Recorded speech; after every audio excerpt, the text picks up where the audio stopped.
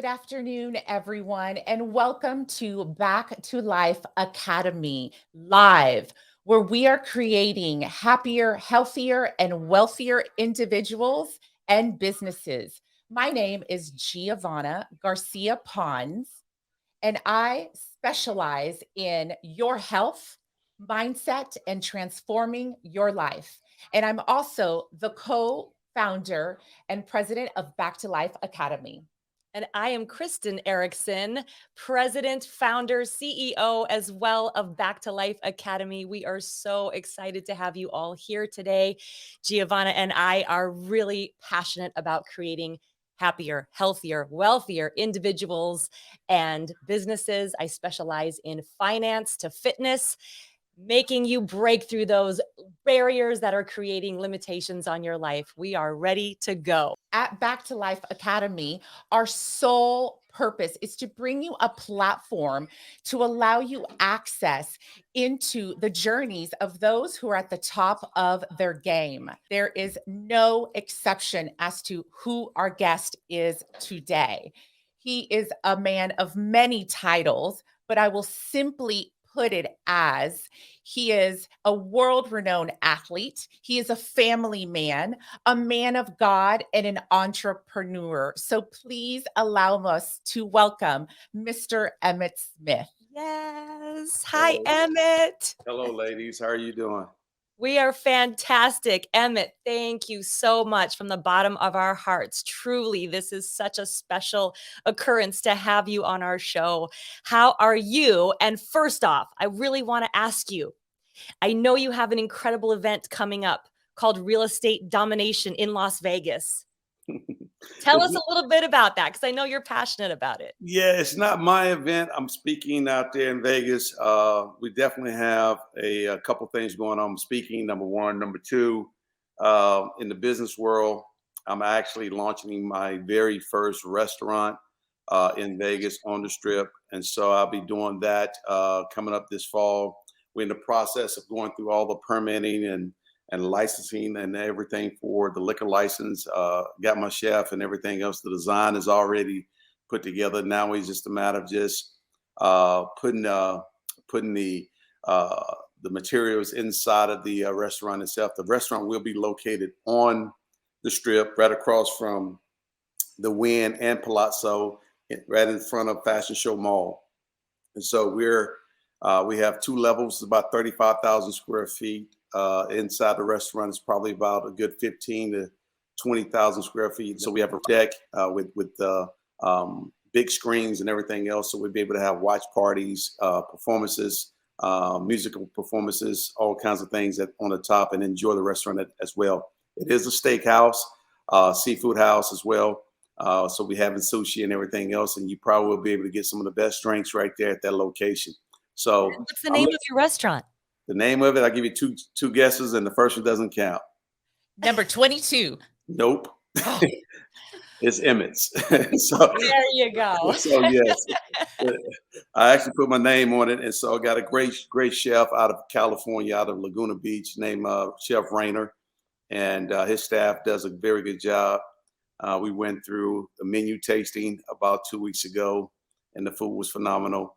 And so we're just honing in and trying to lock and load in terms of quality service and great experience. Fantastic. We will make our reservations today. I was going to say, put us in for a reservation. I love it.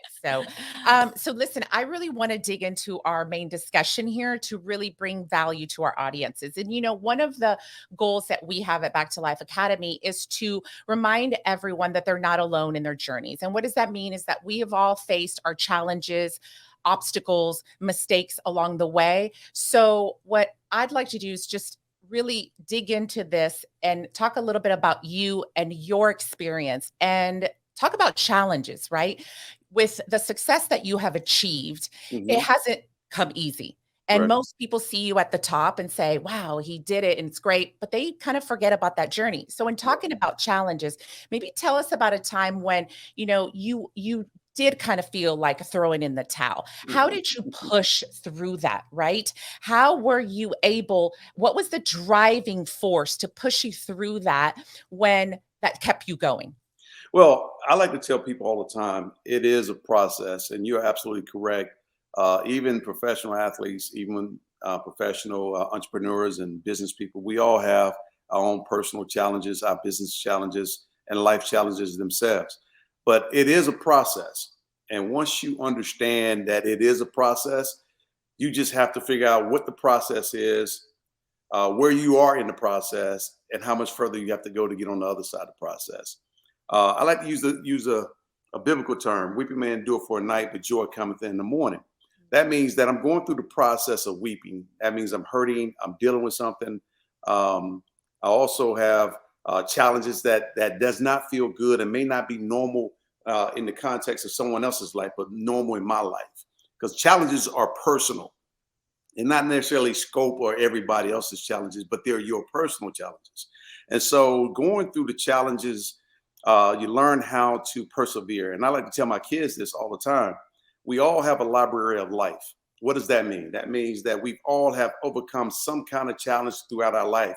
The problem is we don't value the challenges like we value all of the other successes that we actually have. We don't remind ourselves that we've been in a place before. We overcame that spot. We was in another spot and we overcame that spot. We was in another situation and we overcame that. But what we look at right now is the situation that's right before us. And that's bigger than life. We make it bigger than life. But as I've come to learn throughout my journey through sports, is that you must go through that process and you must have perseverance. You must survive it. You must be willing to survive it. You have to make up in your mind that, you know what, this is hurting right now, but I just got to keep going. I got to keep moving. I got to keep on believing that there's something greater on the other side of this. This challenge, as painful and as hurtful as it may be, if I can continue to just get up every morning and go and pursue something, this too will subside. It may not mean I might not forget it, or I might forget it. No, you won't forget it, but you can chalk it up as, whoo, man, I made it through that. I don't know how in the world I made it through. I don't know what I did. But then you have to get on the other side and say, okay, let me take the time to evaluate what I just experienced so I don't have to experience that again, and or try not to experience it again, because it may come back around in a totally different way. But through sport, I've learned how to get knocked down, get back up.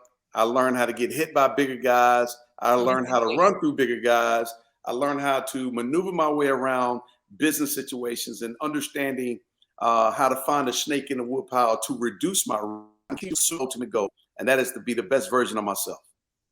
Absolutely. You're ringing true with everything that we teach and we implement at Back to Life Academy. You know, the self-discipline, the self-belief, the resilience, all of those factors are the same thing. Speaking of challenges, Emmitt, when you showed up at Escambia, your high school, that had only won 3 games in 3 seasons. And coincidentally, when you arrived in Dallas, the Cowboys had only won 1 game the previous season.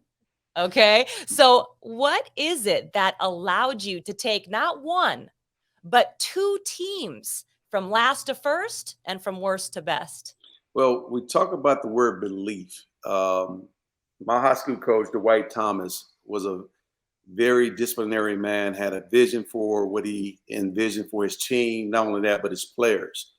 And he wanted his players to adopt that vision. He wanted and inspired us to see ourselves becoming successful. He made it a point to make sure that we wrote down not only our team goals, what we wanted to see and how successful we wanted to see the team, but also our personal goals, what we wanted to achieve personally, and how all those things kind of work together. And so being in a system or an organization that won 3 games in 3 years or 4 years, in order to turn that around, you have to turn around the mindset. You have to turn around the vision. You have to give them something to believe in. And what Dwight did was he painted a vision he gave us the ability to see ourselves becoming successful. We also knew that we had to work hard in terms of off season to prepare ourselves to be successful. You just can't roll out of bed and say, I'm going to be successful today. No, you have to go through the process of becoming successful and learn the things that you need to learn and push yourself to the level that you need to get to position yourself to be successful. And that's what we did in high school. We transformed that high school. We went 7-3 my freshman year. We went to state my sophomore year, then went to state again and won state my sophomore and junior year. And we was rated #1 in the nation. So we saw ourselves becoming successful. And when I came to Dallas, you're right, the Cowboys was 1-15. And when Jerry Jones bought the team, they were losing $1 million a month. And so when he bought the team, he transformed that whole entire mindset and thought process by, number one, he alienated everybody by firing Tom Landry. And all the people in Cowboy Nation wanted to have his head on a spike. Then he hired one of his best friends, Jimmy Johnson, out of Miami, who was a college coach, bringing him to the professional rankings. And everybody was upset about that because they didn't believe that a college coach could coach at the professional level. But I knew that Jimmy was a winner because of what he did in college. I knew that he knew how to build a winning team. I didn't know how much he knew, but I knew he knew how to bring these things together. So what I hear you saying, because Gio and I are coaches ourselves, it's not just about getting a great coach. It's actually also about getting the right coach. Would you agree? I would definitely say the right coach with the right mindset that can instill the belief and bring out the best in the individual, because that's what Jimmy did. Jimmy forged, they went 1-9 and he traded away one of the best players, Herschel Walker, and got these incredible number of picks. And through that process of trading one of the best players in the country, the Heisman Trophy winner, I ended up coming to Dallas because of that trade. And so did other guys. So he built that team. He also made us compete against one another. Nobody had a secure job. Everybody had to compete, including myself. And so we developed this environment to where it was so competitive that we were actually playing a football game within practice.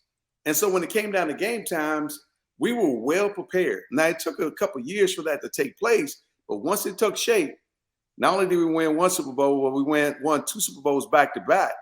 And then we ended up winning 3 out of 4. And so he built one of the greatest teams in the NFL history. And so, and then we just went on from that point on. And so going through the process of that has given me some insight in terms of not only what I believe, but what we can do as an organization and as a team and do the right things. Yeah, thank you for that, Emmitt. And I heard 2 things, right? What really stuck out was process and then coaches. So let's kind of dig into a little bit around coaches, because we all consider, or everyone should consider themselves coaches, right? Absolutely. As having an influence amongst everyone that we are surrounded on. So a truly great coach pulls out the absolute best in you. So Yes. when you look back and think about the people that you were surrounded with, who have you considered a coach? Didn't have to be the actual coach title that Mhm. did come and pull the best out of you. Well, I think through life, we come across various types of coaches. There's the disciplinarian coach. There's the coach that happened to be a player's coach, what we call a player's coach. But I think the first level of coaching begins at home. I think my parents established the right foundation for me and my brothers and sisters. Gave us the right belief that we can do almost anything in the United States if we work hard and put our minds and soul to it. So we had to work. We had to work to get there, and that belief was instilled in us as a at a young age. And then as you go on through life, you run into other coaches that see things in you that you don't see in yourself. But you have to trust and believe that someone else has your best interests at heart. And you have to believe that that person that you're trusting has the qualifications to bring out the best in you. So there is a give and take here. You can be narrowly focused if you choose to and miss out on your blessings. For example, when I was 9 years old, I wanted to play quarterback, and Coach Eugene Warren asked me what position I wanted to play. Obviously, I wanted to play quarterback. I wanted to be just like Roger Staubach. I wanted to wear number 12, blase, blase. And he asked me, have I ever played another position? And I'm like, nope. He said, well, this is what I want to do. I want to put you back at running back. Now, I could have stayed narrowly focused on just hell bent on just being a quarterback, not knowing where my future would take me. But at the end of the day, I was just 9 years old. And all I wanted to do was play the game of football anyway. I loved the game just that much. It didn't really matter what position I played. I just wanted to play it, and I wanted to dominate my position. And so he changed me to running back. And I've been running ever since. And so I could play quarterback, but I don't think I'd have been a very good quarterback. I wouldn't have been as effective of a quarterback as I was a running back. And the things that I learned from my running back position and the vision that I developed and God blessed me with helped me become one of the best in the National Football League. And so just that change alone and that decision to marry into the belief that I can run the ball and do an effective job to help my team win helped propel me to the man that I am today and set me on a path to where I'm going right now. Absolutely. Yes. We so agree with that. And what I heard in that, and I know Gio will agree, your family wired you from the start, the foundation of what your parents spoke into you speak into your children. So I'm gonna play with you a little bit here. Can you please finish this statement for me? Because I have a feeling you've probably heard it before. If you look good, you feel good. If you feel good, you feel good, you play good. It's all that's right. Exactly. Yeah. So, I mean, I won't go into your polka dotted vest at this point, Emmitt, from your first press conference, but I know you looked good back in those days as you do now. Well, thank you. Thank No, you. but all jokes aside, Emmitt, these are the exact 4 keys that Gio and I are so passionate about bringing to Back to Life Academy. My question to you is, we've been talking about sports and family, okay? If companies were to implement this to their owners, their managers, the employees to look good, feel good, right? Do you believe that they can actually increase their revenue and improve the overall workplace as a result? I believe so. I think every organization has to buy into a process that's sufficient for everybody, and that everybody can buy into. Employees have to buy into that process. And every organization must make adjustments because all processes room for improvement throughout the whole entire process. Even as an individual, there's room for improvement in my life. And so if I'm being honest with myself, then I have to take the time to not only evaluate how I fit into this particular system, but the owner also have to take the time to evaluate, does the system work for the personality and the people that we actually have? So there's 2 sides of it. I can try to force something down my people's throat and they can resist it as much because I'm forcing it. Or I can be a concerned owner and say, okay, listen, let me figure this out. You have the talent for this, but my processes is not geared for your talent. Let me adjust my processes to fit your talent so you can be successful within the system that we actually have. And I think, and I use sports as a metaphor all the time, I think Bill Belichick and the New England Patriots have established a process and a system that's suitable for almost any player. The question is, can that player adapt to that system? And are you willing to adapt to that system? And are you willing to make adjustments? Because you can have success in a system, or you can be so rigid in a system to where you won't have success, nor fun, nor a great experience. Maybe you're not right for that organization. Maybe you need to find the organization that may be right for you.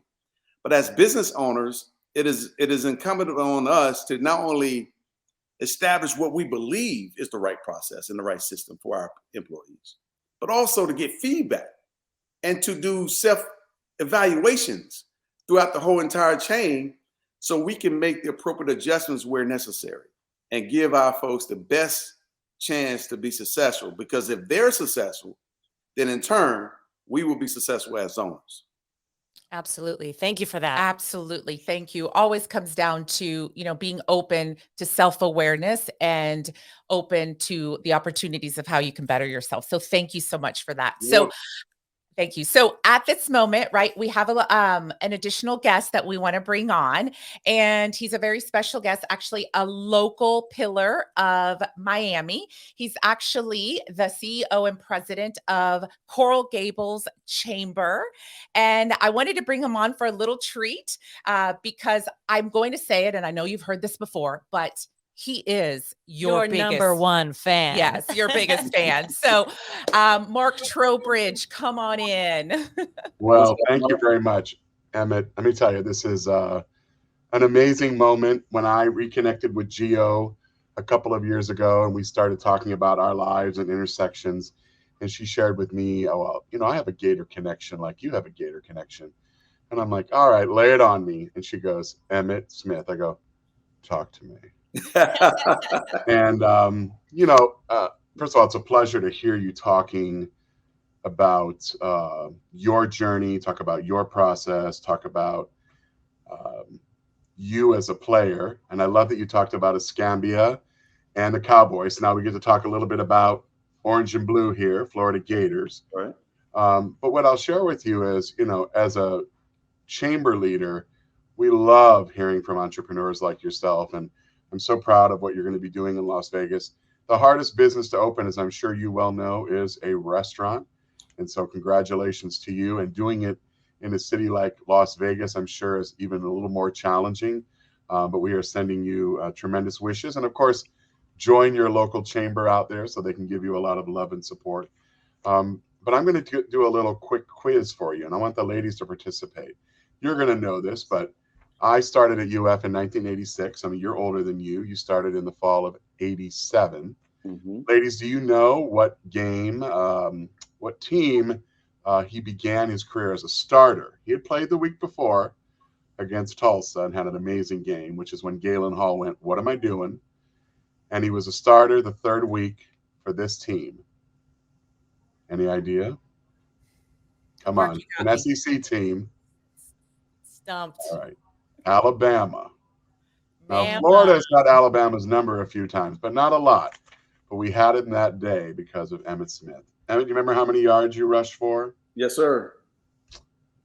Tell me. 224 on about 39 carries. That's right. 224, 39 carries, 2 touchdowns, including a 30-yard burst that made everybody go crazy. By the way, we were on the road, and we weren't playing in Tuscaloosa. We were playing in Birmingham, which is Alabama's way of saying they had the longest home winning streak, because they'd lose every now and then in Birmingham, but they didn't consider that home. And the rest, as they say, is history, because that really was for not only we as Florida Gators, but fans of yours throughout the rest of your playing career. Saw your legacy really begin that day. So I love that you talked about at 9 years old that somebody came to you and said, have you ever considered doing something different? Because while you were young, you listened. And I can tell you, people in my world and people in the business community, they don't always listen even at 9, 39, 59. And so I don't know how you're not walking a sideline, because you give off a coaching persona and confidence, and your warmth is so palpable even through, this 2-dimensional screen. And so I'm just really proud to know that you're a fellow Gator, but the way you have continued to serve, and you don't rest for a minute. I'm exhausted hearing about the things that that you're doing. So I get exhausted too, so don't. I think it has something to do with your early 50s. Yeah.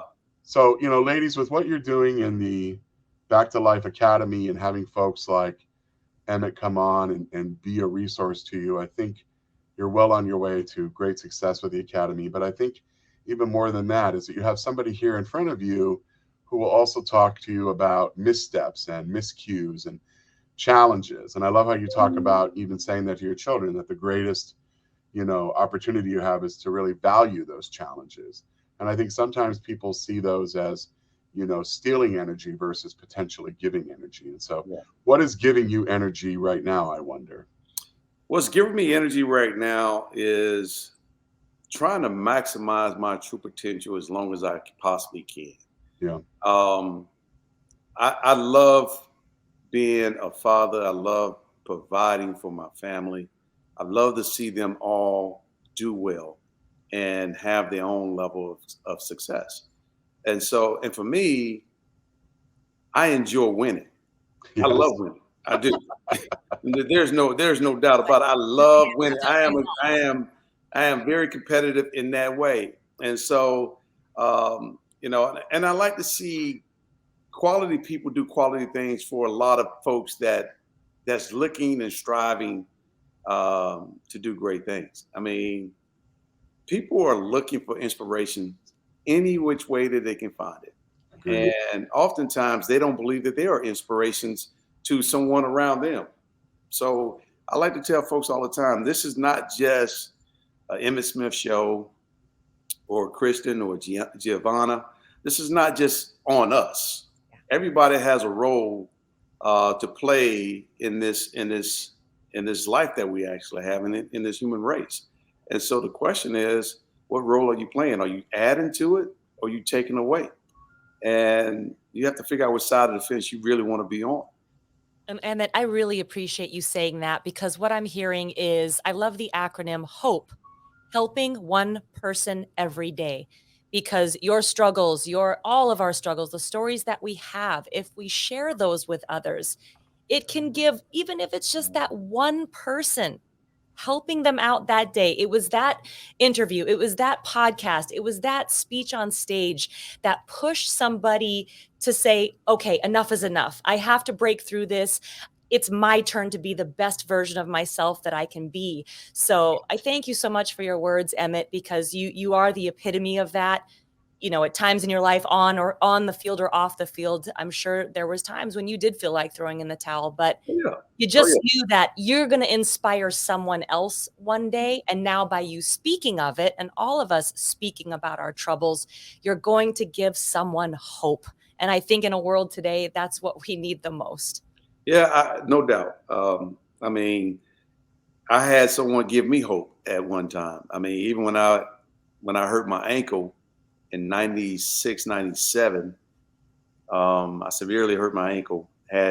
Don't know what happened, but it kept swelling on me every week, and I couldn't really practice. And I was running basically on one leg for a whole entire year, and I rushed over 12, 1,300 yards on one leg. And the press was riding my back about my performance level had slipped.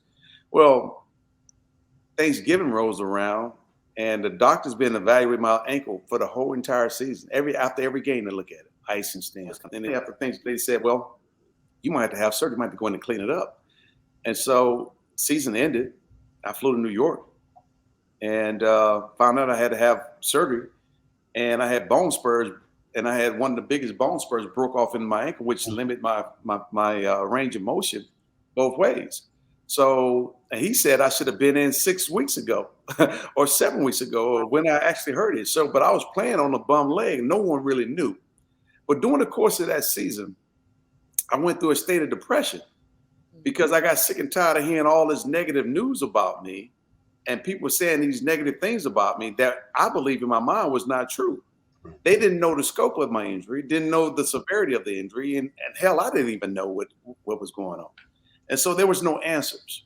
And the Cowboys wasn't saying much. So obviously I'm sitting here taking all these blows.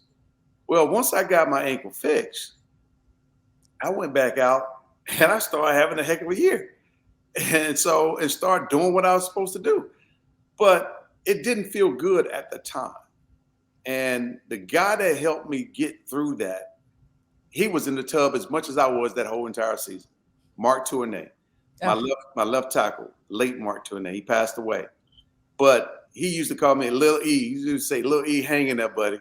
Hang in there. You're going to be all right. Hang in there. Just hang in there." That's all he used to say. And I'm sitting over in this state of depression, and he and I in the tub or in the training room the whole entire time, just looking at each other. And he kept encouraging me. He just kept on just saying, "Hang in there, buddy. You're going to be all right. You're going to be all right." Because I guess he could see it on my face. It was starting to weigh on me heavy. And I made it through.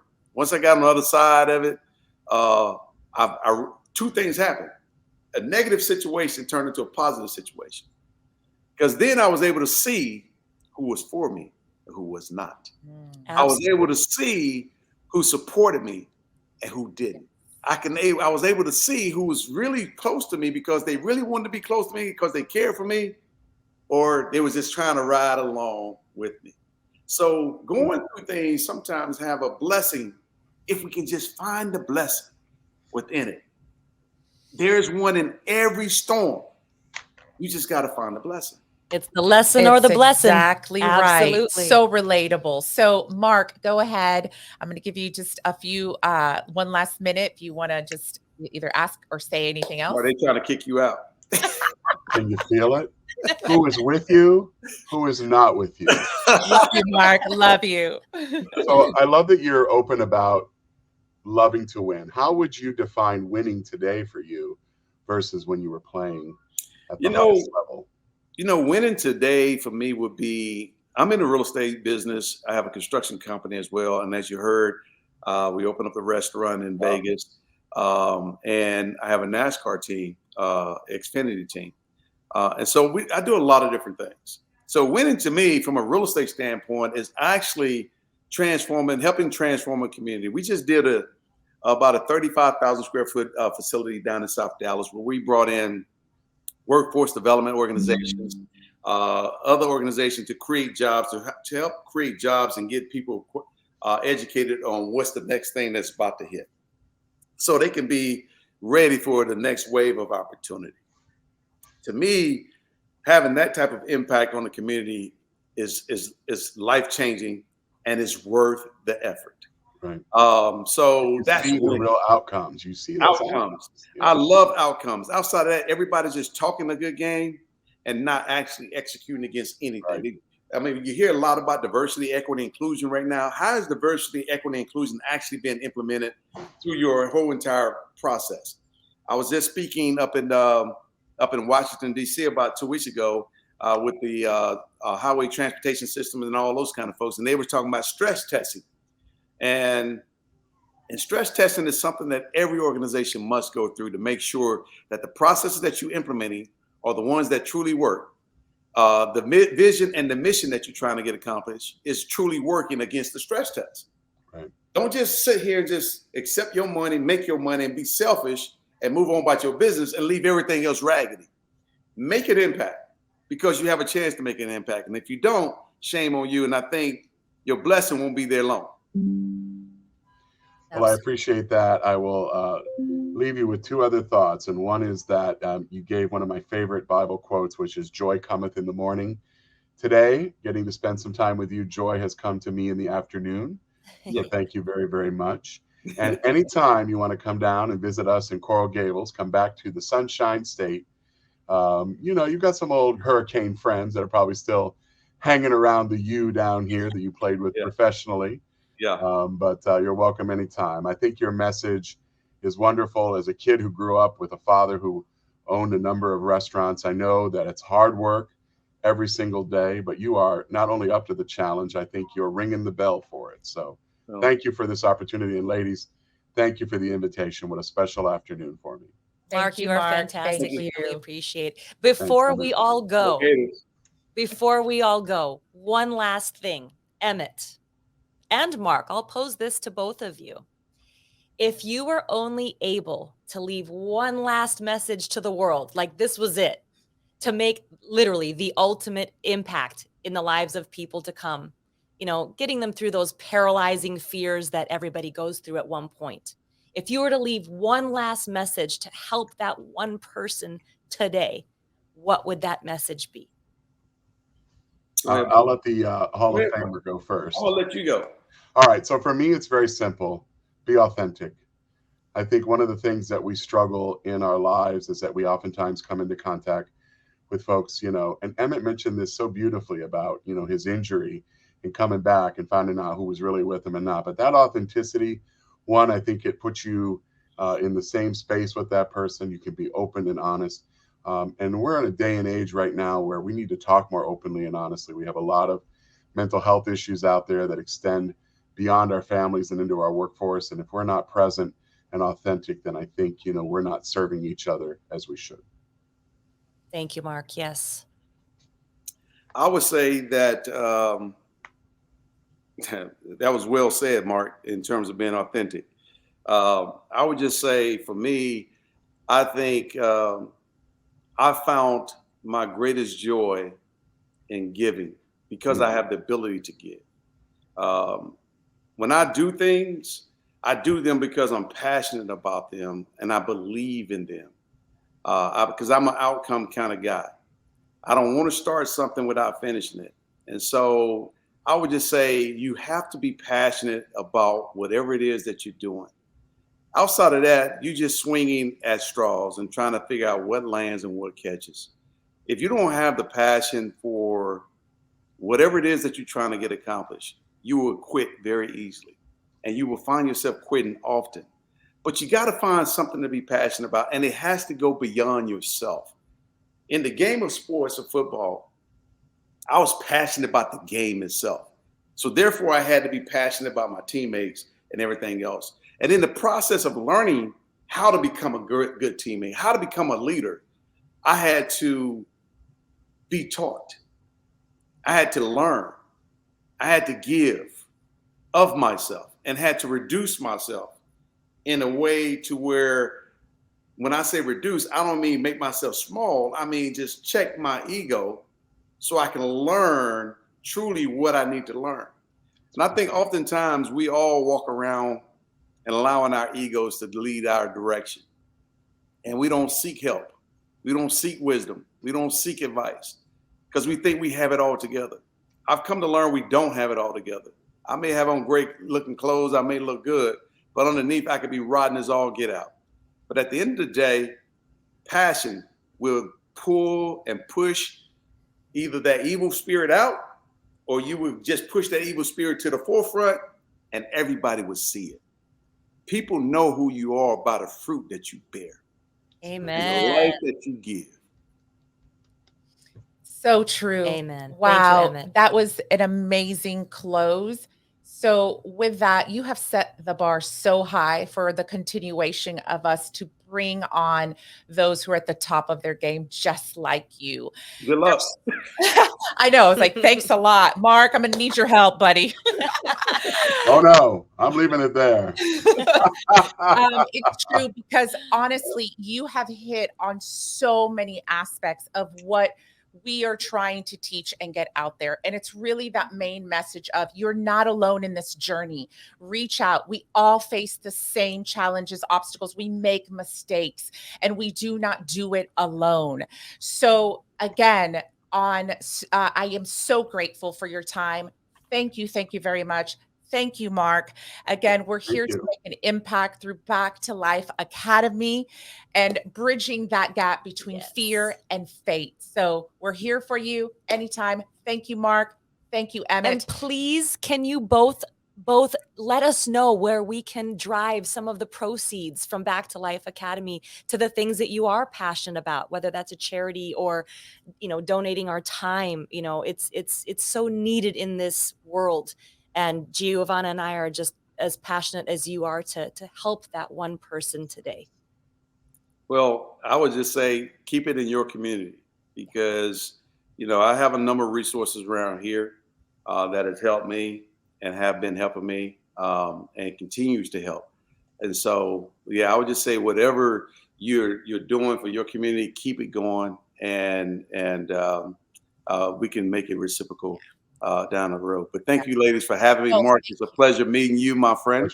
Go Gators. Go Gators. Ladies, continue success. Thank you. And continue doing a great job in transforming lives. Thank you very much. Thank you. And Mark, we're heading your way to Coral Gables Chamber to help impact our local community.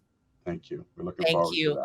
That's it. Signing off for now. Back to Life Academy. Peace. Emmitt Smith and Mark, thank you so much again for your time. Have a beautiful afternoon, everyone. Bye, guys. Bye-bye.